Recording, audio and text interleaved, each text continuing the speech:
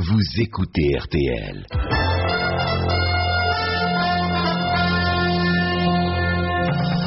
RTL Midi. Le 12-30, Elisabeth Martichoux, Vincent Parisot.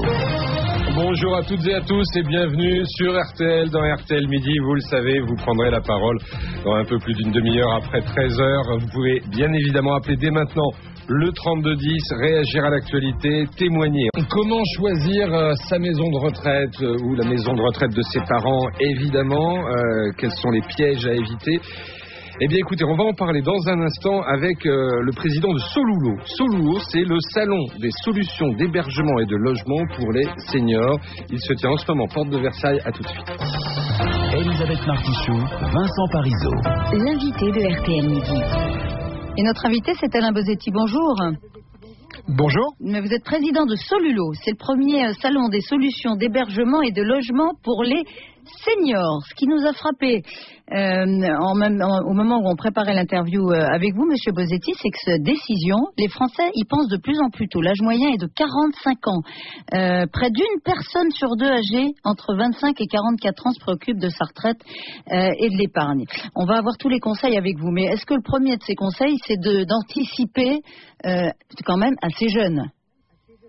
Anticiper, c'est toujours beaucoup mieux. Déjà au niveau du financement, c'est-à-dire qu'à partir de 45-50 ans, il faut commencer à penser à cotiser, à préparer avec une assurance ou une mutuelle pour pouvoir avoir des revenus en cas de dépendance. Donc tout le monde y pense, tout le monde se projette, surtout lorsqu'on commence effectivement à avoir une cinquantaine d'années. Alors, vaut mieux anticiper. Ensuite, il faut choisir le type d'hébergement.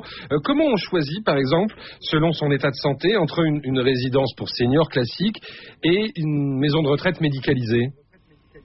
Déjà, tout dépend qui choisit. Si c'est le senior lui-même, souvent il va choisir d'entrer dans une résidence-service parce qu'il a 65, 70 ans, 75 ans, donc il va se dire je ne souhaite plus vivre seul ou avec mon conjoint, nous souhaitons être dans une résidence-service. Soit c'est quelqu'un qui choisit pour le senior. Et là, le choix il se fait selon deux critères. Est-ce qu'il y a urgence ?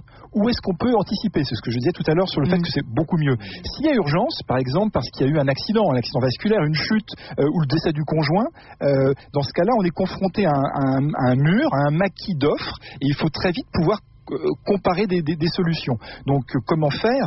L'idéal c'est de pouvoir visiter 2 ou 3 établissements, d'aller sur place et surtout de ne pas se contenter de voir la chambre témoin seulement.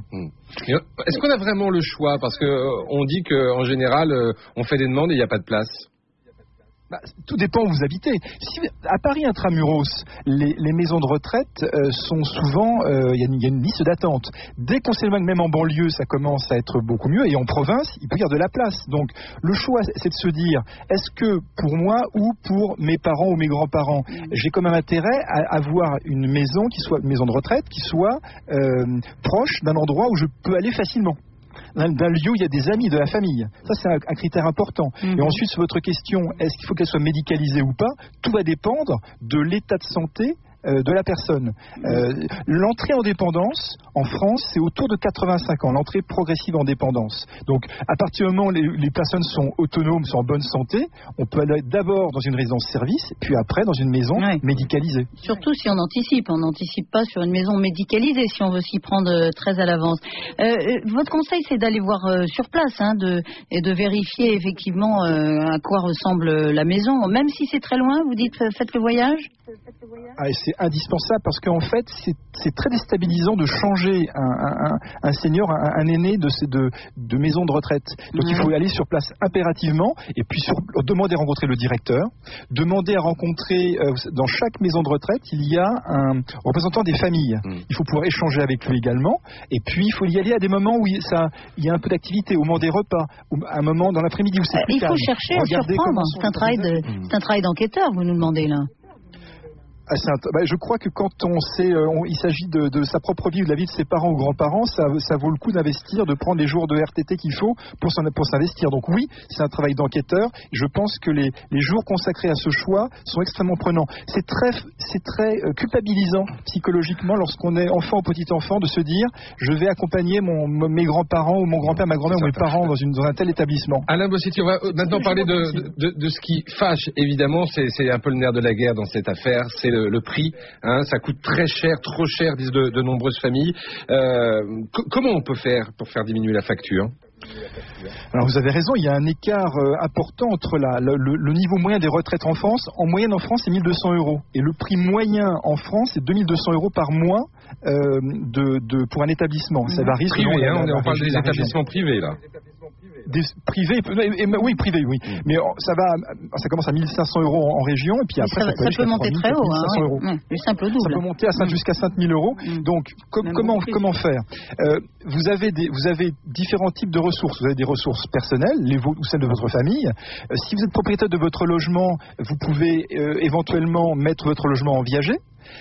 Si vous avez souscrit avant auprès d'une assurance, donc ce que j'ai au début de l'entretien, avoir commencé à souscrire une assurance à 50-55 ans, vous avez une assurance dépendance, et après vous avez des aides. Ces aides, elles sont soit de l'État, soit de votre commune ou de votre conseil général. Vous savez qu'en Allemagne, justement, pour faire baisser les prix, on dit qu'il y a de plus en plus de maisons de retraite délocalisées, d'une certaine manière, en Slovaquie. On peut imaginer ça, par exemple, en Espagne ou au Maroc, pour les Français?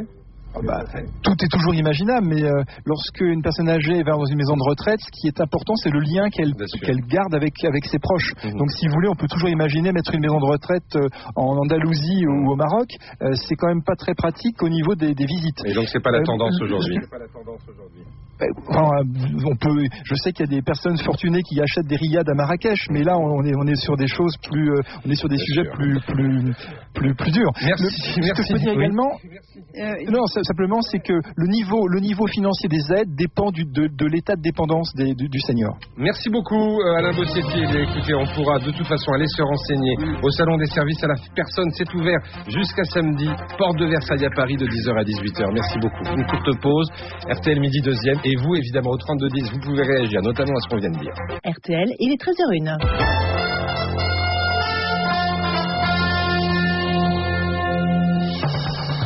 RTL midi. Le 13h, Elisabeth Martichoux, Vincent Parisot.